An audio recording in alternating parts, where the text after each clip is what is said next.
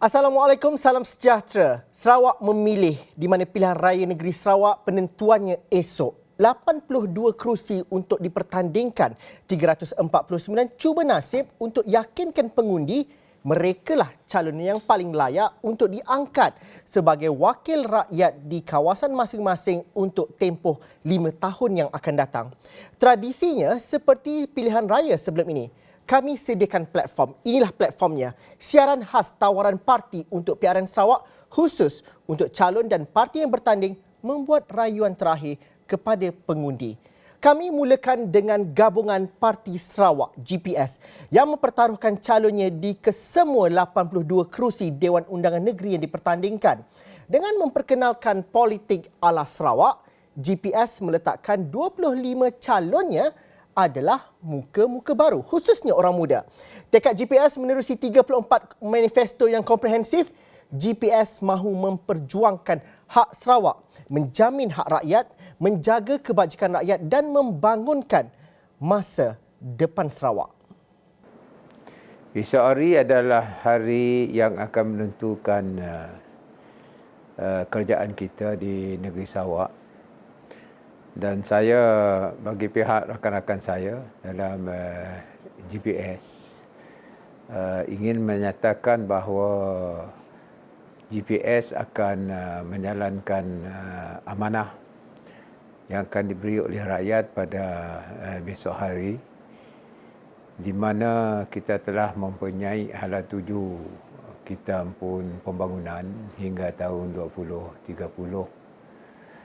Dan rakyat boleh melihat rekod apa yang telah dilaksanakan oleh kerajaan semenjak saya telah mengambil alih pucuk pimpinan daripada tahun 2017 daripada arwah Tok Nan.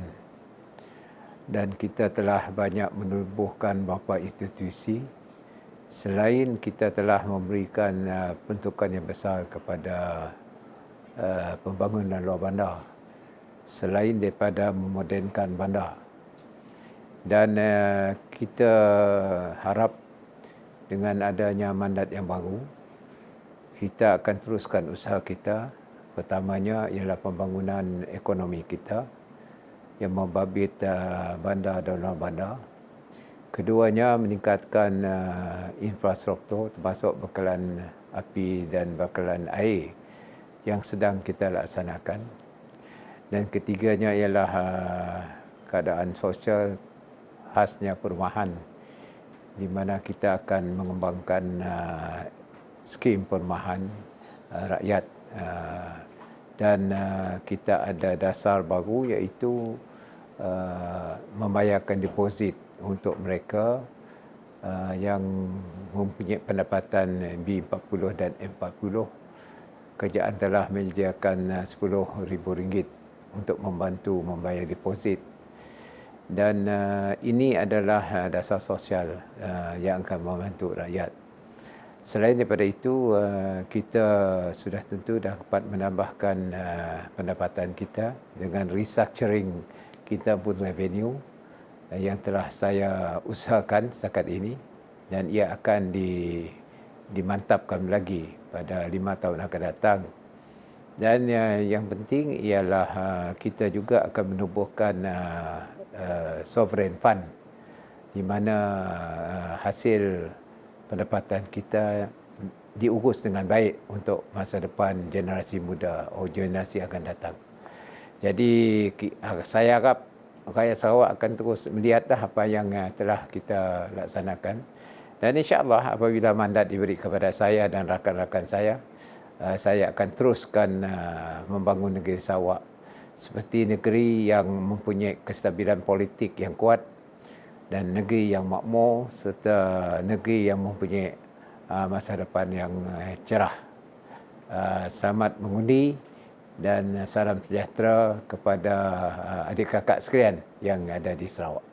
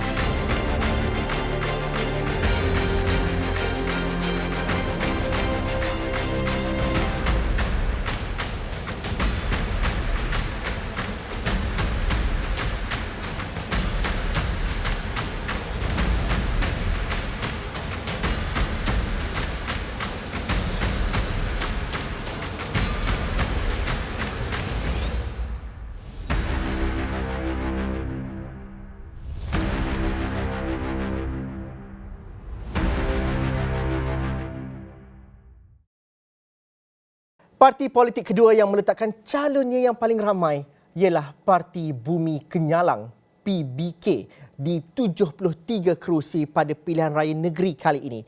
Antara satu daripada 9 misi yang digariskan ialah tawaran pemberian RM3,000 kepada pengundi Sarawak jika mereka menang pada pilihan raya negeri Sabtu ini.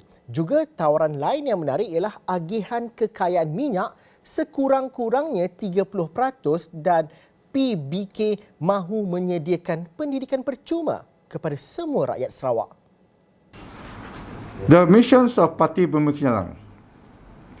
If Parti Bumi Kenyalang captures the Sarawak government in 12 Sarawak election, Parti Bumi Kenyalang passport holders who votes during 12 Sarawak elections get special hardship relief fund in cash and in kind up to a value of RM3,000. This is what we call the passport of Parti Bumi Kenyalang. Number 2, to subsidize deposits for first-time house purchases. Number 3, pocket money for poor school children in primary and secondary schools. Number 4, medical grants to poor Sarawakians admitted to government-approved hospitals for chronic illnesses. Number 5, to subsidize purchase of first motor vehicle by purchases. Number 6, free education for all Sarawakian to tertiary in government-approved educational institution. Number 7, agricultural land acquisitions allocations for SME farmers. No homeless Sarawakian. Number 8. Number 9, water, electricity and internet services to all homes. We shall distribute minimum 30% annually of revenue from crude oil to all Sarawakian voters. We shall also provide free education to all Sarawakians in approved local educational institutions pursuing first diploma and degree in government-approved colleges, universities, vocational and technical schools locally. We shall also use English as the medium of instructions in government schools and to promote all other languages like Iban, Chinese, Malay, Melanau in the curriculum. We shall also subsidize all expenses and tuition fee for all Chinese independent school in Sarawak and encourage the setting up of independent school for other races with the provision of the same subsidies. We shall also provide free medical care for all Sarawakian, including for the treatment of chronic illnesses in hospital approved by the government. We shall also provide government loan free of interest to all Sarawakian who purchase their first house. At the same time, we shall provide funds for surveying NCR land and Tanah Adat des Kampung land for documentations and titles and for processing land titles of mixed zone land to extend to a minimum of 999 years. We shall also provide adequate welfare care for the physically and mentally challenged, single parent, poor and elderly, and all Sarawakians who are financially challenged. We shall document and provide all stateless Sarawakians with birth certificate, identity card, and passport. We shall also allocate state land and all provisions for Sarawakian to work with the government in the agricultural and industrial sectors. We shall also promote freedom of religion and respect the diversity of races. We shall directly import vehicles without having to pay exorbitant taxes. We shall subsidize and encourage shipbuilding and auto manufacturing to world-class standards. We shall also ensure all Sarawakians have access to electricity and water.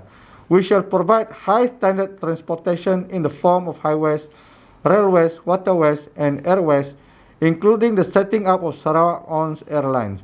We shall issue fishing licenses to Sarawakians only. And we hope I understand for those in possession of this passport penyalang, please come to vote beramai-ramai because voting is important. They must exercise their democratic rights, okay? Because this is democracy. Come all out, okay? But of course, take care of your own personal safety because COVID-19, we know about that. And then many of you may not wish to come to vote because of what we call political culture of political frogging at the moment. But don't worry, come out and vote for the candidates or the party that you choose. Thank you very much. Bye. Daripada 82 kerusi, Parti Sarawak Bersatu PSB cuba nasib di 70 kerusi bagi menumpukan misi untuk mendapatkan kerusi yang boleh menang. PSB mahu tawar jawatan Ketua Menteri, timbalan untuk setiap etnik meliputi Dayak, Melayu, Melanau, Cina dan sekumpulan pribumi minoriti. Berikut fokus utama PSB untuk PRN Sarawak ini iaitu autonomi dan pentadbiran, pembaharuan pendidikan dan pembaharuan sosioekonomi. We PSB would first of all like to improve people's livelihood, people's well-being. And so my message to my fellow Sarawakian is that look to PSB, rally behind PSB, give us the support so that we'll have a series of measures, a series of programs of how to help people to improve their livelihood. You know, I've been Minister for Finance from 2004 to 2019.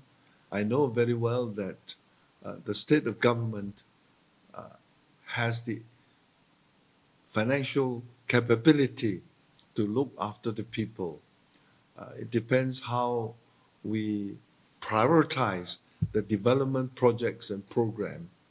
And so our first priority would be to look after people's well-being. And so we have come out with a series of measures to improve people's livelihood. And so rather than like what the present government is channeling a great deal of financial resources into mega projects, big projects. I don't say unrealistic, but there are projects that would not bring direct benefit to the people of Sarawak. Those projects may be important, but they can wait. They can wait. 5 years, 10 years later, it's not too late. But please, we must look after people's livelihood first. Because I know after the COVID-19 pandemic, people are suffering everywhere. And so our priority would be to uplift the living standard of the people. Take, for example, in our manifesto, we come out with some measures on how to help each household to increase their income. Take, for example, a child below 1 year old, we give cash subsidy of 200 ringgit per month per child. 1 to 3 years old, we give subsidy of 200 per month per child, and 5 to 18 years old, 500 ringgit per child per month. This is to increase each household's income to enable them to live more comfortably. I know Sarawak is in the financial capability to do that because we are in a way still well endowed with a lot of natural resources like oil and gas, although a lot of it have been siphoned off by the federal government, but we can still manage with what we have and help the people. It all depends how we prioritize our development projects and programs. And so I hope people of Sarawak would rally behind PSB, giving PSB every support to bring about change, change for the better, change for a better Sarawak for the people of Sarawak. I know in this difficult time, people may not want to come out to vote, particularly the COVID-19 pandemic is still very much alive. People may think that why should I risk my life going to the polling stations? On the other hand, they also feel that voting or not voting will not make much difference because of what happened in the recent political scene. People have given the mandate to certain party, and then they do the party hopping and all that, and people may feel that whoever is voted into the government doesn't make much difference. And so in a way, I don't say people are fed up, but they feel that they become disillusioned with politics. And this is another reason why people may not come out to vote. But I would like to urge people of Sarawak to come forward to vote. This is a crucial state election, because never in the history of Sarawak has PSB such a big platform to pose real challenge to the ruling party. We have very well qualified people as our candidates. We have all the racial groups, the talented people, the well-qualified people representing all racial groups. And so this is really an alternative choice for the people of Sarawak. I hope people of Sarawak will come forth to vote. This is crucial because that will decide the future of Sarawak. Itu baru 3 parti, perincian dan juga tawaran parti-parti politik lain kita ketahui selepas ini.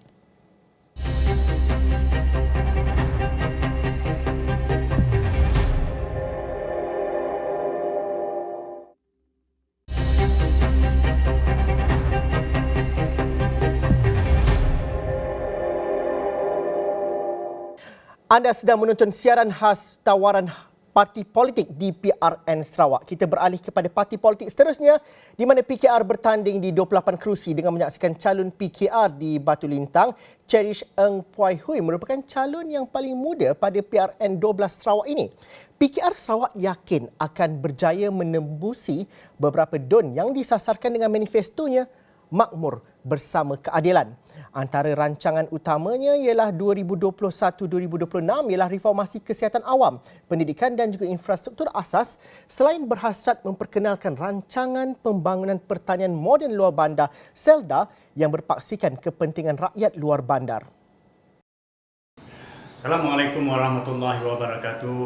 Terima kasih kepada pihak Awani kerana memberi kesempatan kepada saya dan kesempatan kepada parti saya untuk membentangkan 6 Teras Pelan Tindakan Pembangunan Negeri Sarawak selepas pilihan raya ke-12 Negeri Sarawak yang akan berlangsung pada 18 hari bulan Disember ini kelak. Jadi antara 6 teras yang kita akan bentangkan ialah Sarawak Sihat Sejahtera, Sarawak Makmur Bersama, reformasi transport infrastruktur asas, reformasi pendidikan, reformasi hijau dan alam sekitar dan transformasi perkhidmatan awam.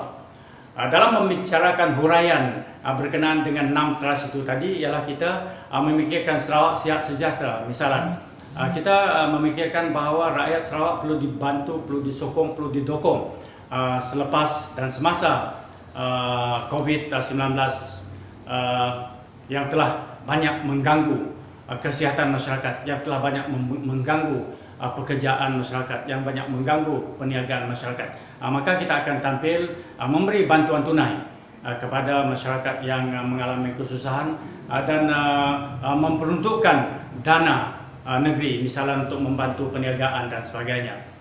Yang keduanya adalah Sarawak Makmur Bersama. Sarawak Makmur Bersama bermakna kita melihat bahawa negeri kita ni mempunyai hasil mahsul yang banyak, maka kewajarannya lah kita mengagihkan kekayaan itu dengan sempurna untuk dinikmati oleh semua rakyat di negeri Sarawak. Misalnya kita akan mewujudkan peluang-peluang pekerjaan, kita akan mewujudkan peluang-peluang perniagaan, kita akan mencari dan membuat kajian tentang bidang-bidang hasil pertanian yang harus kita ketengahkan menjadi hasil sumber kepada masyarakat kita di Sarawak ini, khususnya di kawasan-kawasan tempatan yang tanahnya subur untuk mengendalikan pertanian dan sebagainya.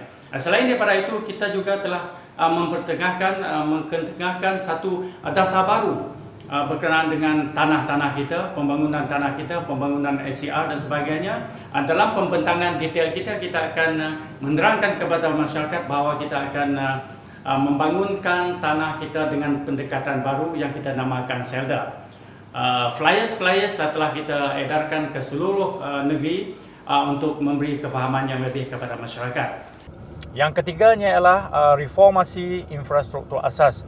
Ini perkara yang terlalu lama dibincang dan dicatur dalam dunia politik di Sarawak, yang kita telah mendapati bahawa ada keperluan yang sangat mendesak supaya infrastruktur asas ini disegerakan. Maka kita menawarkan untuk melakukan gerak kerja yang pantas, yang bersesuaian dengan negeri kita, yang mempunyai hasil mahsul yang mencukupi untuk membekalkan segala kemudahan asas seperti jalan raya, elektrik, kemudahan liputan internet dan kemudahan liputan air bersih dan sebagainya.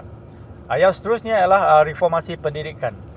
Kalau kita lihat kewajarannya, pendidikan ini adalah di bawah persekutuan. Tetapi oleh kerana negeri kita ini negeri yang mempunyai hasil mahsul yang banyak, dan sudah mesti kita mendapati bahawa negeri kita akan mengeluarkan hasil, mengeluarkan pendapatan yang lumayan.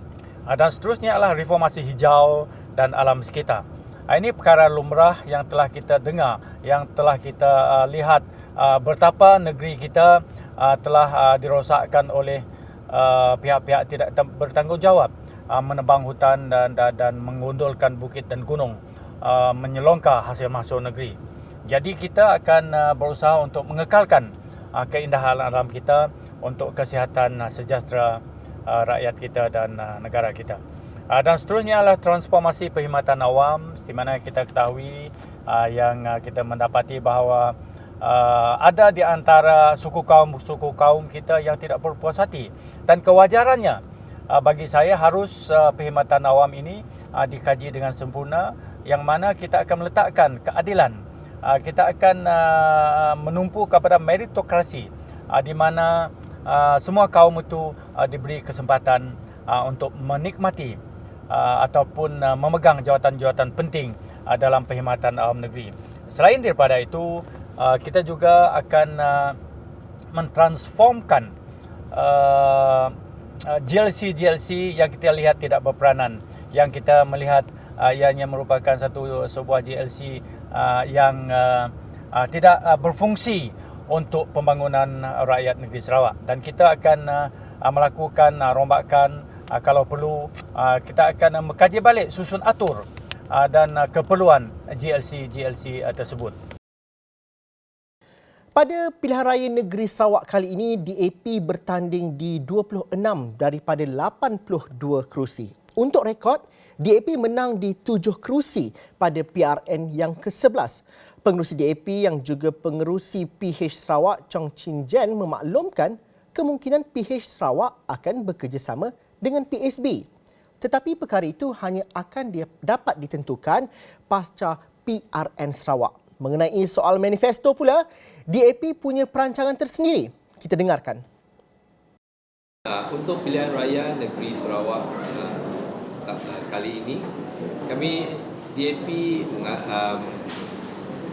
tema utama kami DAP dalam pilihan raya ini adalah supaya menyeru kepada rakyat supaya Briga DAP dan Pakatan Harapan lebih kerusi dan menambahkan kerusi pembangkang supaya kita boleh memberi lebih check and balance dalam Dewan Undangan Negeri. Dan saya rasa pada masa ini apa yang telah ditunjukkan oleh Abang Jo sebelum pilihan raya ini adalah bahawa dia amatlah kecenderungan untuk membazirkan duit, dan ya ini keadaan ini, kecenderungan ini amatlah membimbangkan.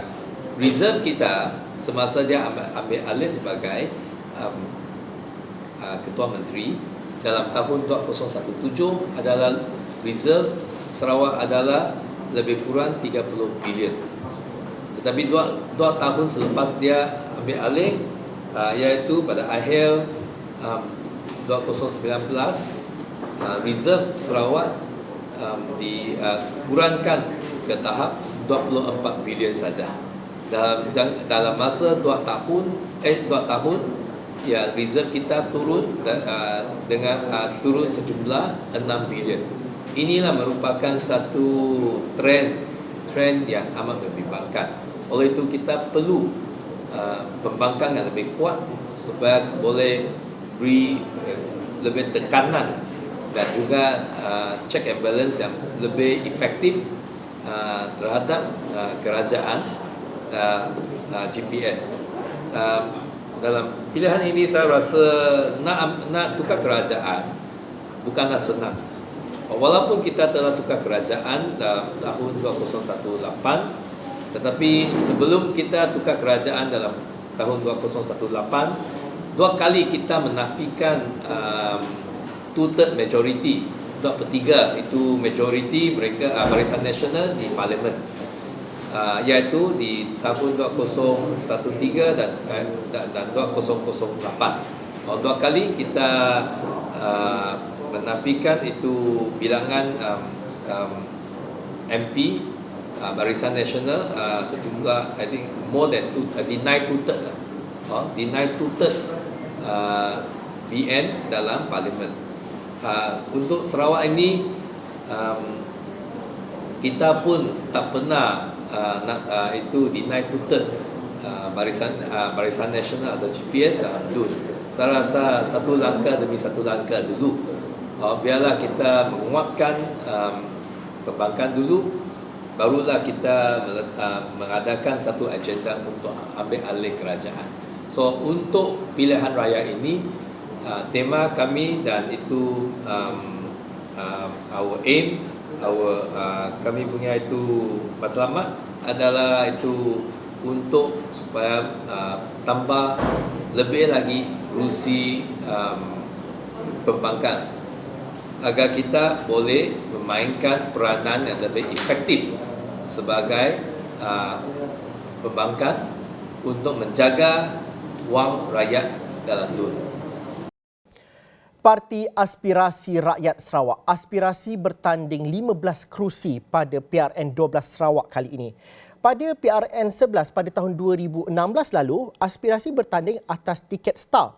Tewas di 10 kerusi yang ditandingi sekaligus hilang deposit.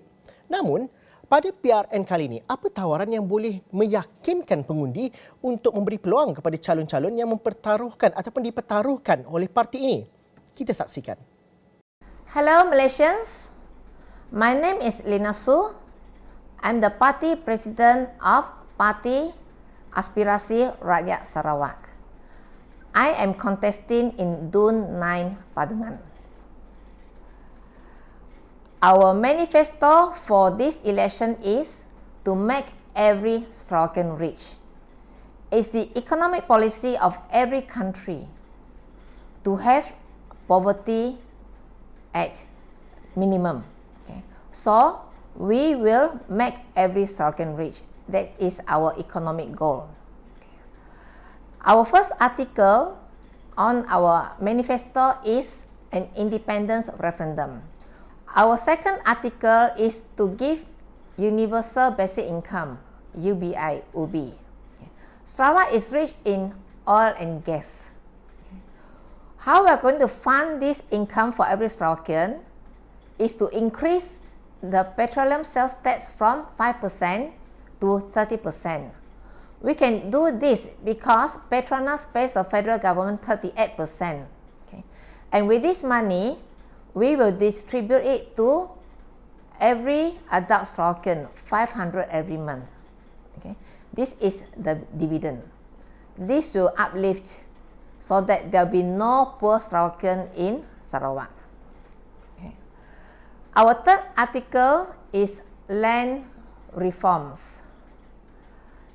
All NCR land, native customary rights land, shall be returned to NCR landowners with title, with perpetuity title. Okay. 60-year leases shall be converted to 999 automatically. And for landless Sarawakians, we will give 3 acres. We're actually reviving the Raja Order of 1920, where the Raja wanted every Sarawakian to be given 3 acres for agriculture. Okay. Our fourth article is to restore our sovereignty, restore our territorial integrity. Sarawak's international sea, continental shelf has been reduced from 12 miles to 3 nautical miles, which means all the fishes, all the oil and gas, and all the marine resources from the 3rd mile onwards belongs to the federal government. Okay. We want to get this back. This is our territorial integrity. Our continental shelf and international sea belongs to the people of Sarawak. Food security is very important. We aim for self-sufficiency. Okay? So Sarawak will be an agricultural powerhouse using artificial intelligence, drone and satellite technology. Education, of course, figures very big in the agenda. Okay. Education builds a responsible society. Okay. So we will give free education up to university level. We have a national language, English as the language of communication, and we will preserve our mother tongue languages. As you know, Sarawak has more than 30 groups, ethnic groups and subgroups. So we'll preserve our mother tongue languages. We'll fight corruption. We'll track and return all stolen monies back to the people of Sarawak. It can be done. Okay? For homeland security, we have a Sarawak IC with the care. So this Sarawak IC will be for use within Malaysia, within Sarawak. For official use, it will be accepted. Okay. We'll revive our Sarawak Rangers, and we will have our Sarawak Coast Guard to take care of our coastal sea. Of course, every country must be happy. Okay. So no race and religion politics, no bangsa lain or agama lain. Sarawak shall be a blessed country, harmonious and united. This is our aspiration. Kami berhenti rehat seketika dahulu. Kita jumpa lagi selepas ini.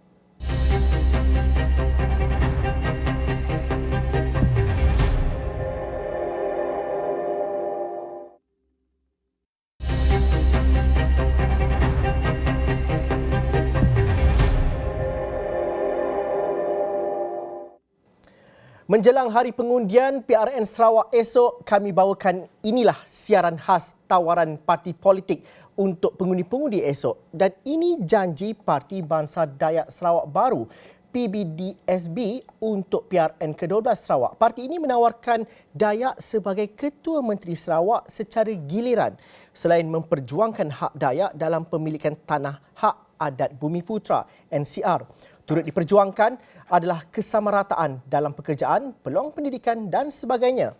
11 kerusi dipertaruhkan PBDSB untuk PRN kali ini. Anang bercipir dengan semua bangsa,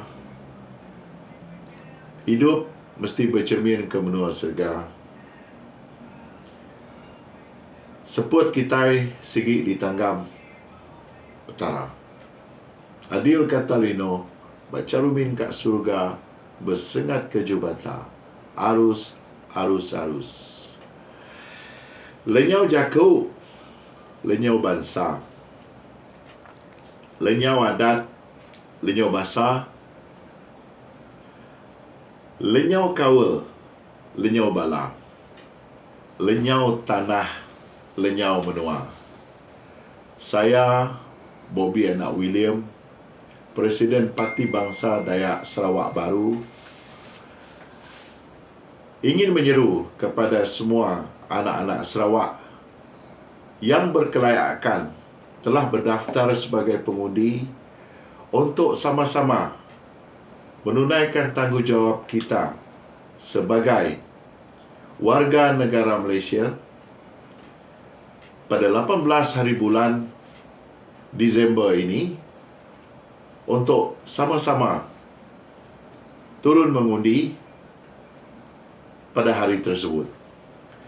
Memandangkan kita masih berada di dalam pandemik penyakit COVID, marilah kita sama-sama menjaga SOP seperti mana yang telah ditetapkan. Saya adalah calon di N75 Senadin sebagai sebuah parti yang memperjuangkan nasib bangsa Dayak. Saya menyeru supaya pengundi yang berbangsa Dayak untuk memberikan sokongan kepada semua calon Parti Bangsa Dayak Sarawak yang bertanding di dalam pilihan raya negeri Sarawak yang ke-12 ini. Kita meletakkan calon-calon kita di Opar, kita meletakkan calon kita di Bukit Bergunan. Kita juga meletakkan calon kita di Dudong. Kita meletakkan calon kita di Ketibas. Kita juga meletakkan calon kita di Pelagus, di Bukit Goram, di Ngemah. Begitu juga kita meletakkan calon kita di Semelaju, di Marudi, di Murung. Dan saya sendiri, seperti yang saya telah katakan tadi, saya akan bertanding di N75 Senadin. Saya mengakui bahawa Parti Bangsa Dayak Sarawak ini adalah parti khusus untuk orang-orang Dayak.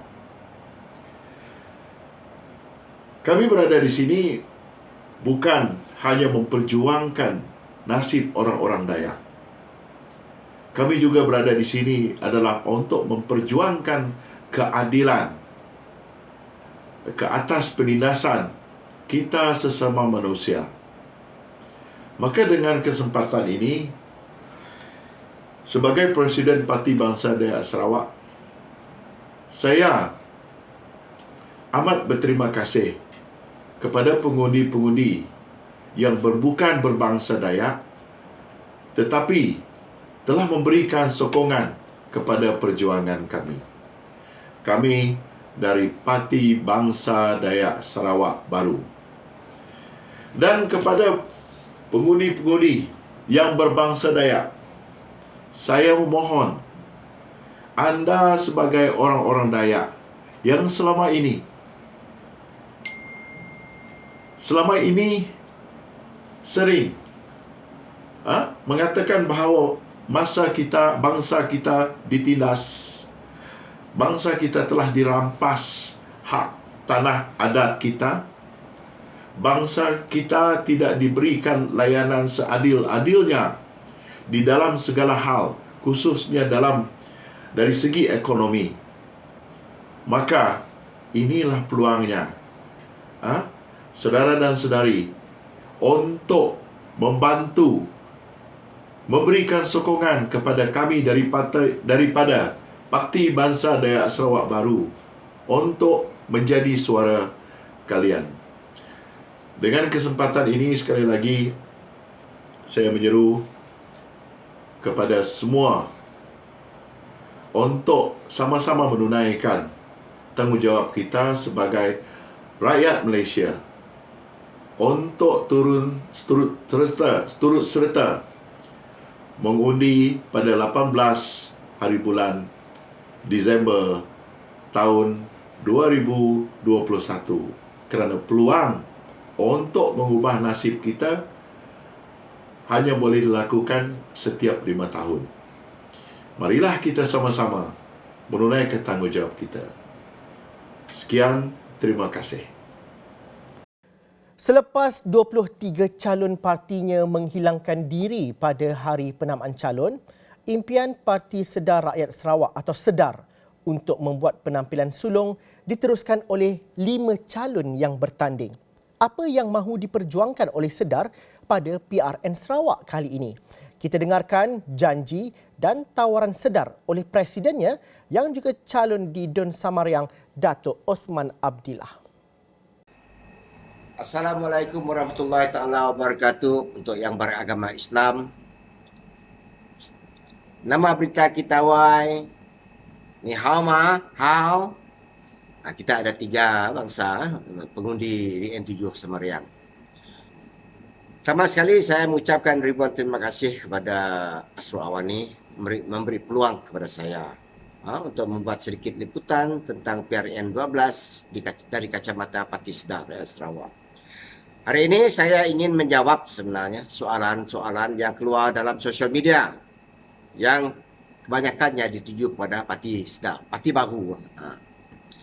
Soalan pertama, macam mana program RM100 seorang sebulan dapat dilaksanakan kah? Okey. Dan dari mana dapat duit agihan tu? Nombor 2, macam mana SEDAR nak jadi kerajaan jika bertanding hanya 5 kursi? Nombor 4, corruption. Macam mana SEDAR nak membasmikan corruption jika jadi kerajaan?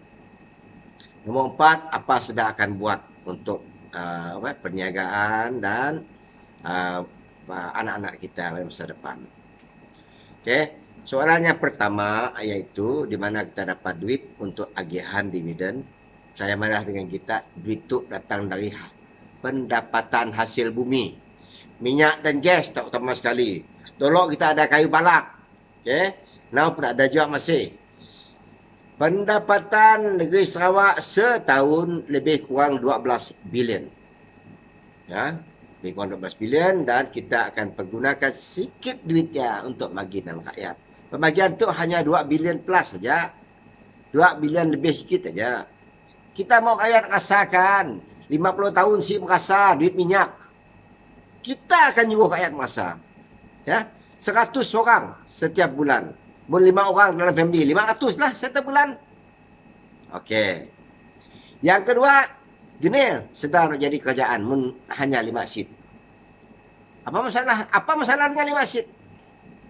Kerajaan persekutuan 8 buah parti bercantum baru dapat nubuh kerajaan.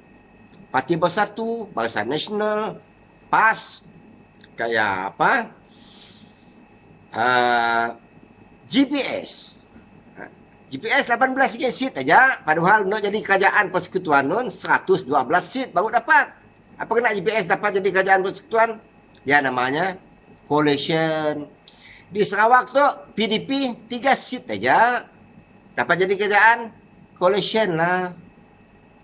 Jadi siapa-siapanya si cukup kursi nak nubuh kerajaan memerlukan Parti Sedar. Syarat kita adalah RM100 seorang setiap bulan mesti diagihkan. Ya syaratnya.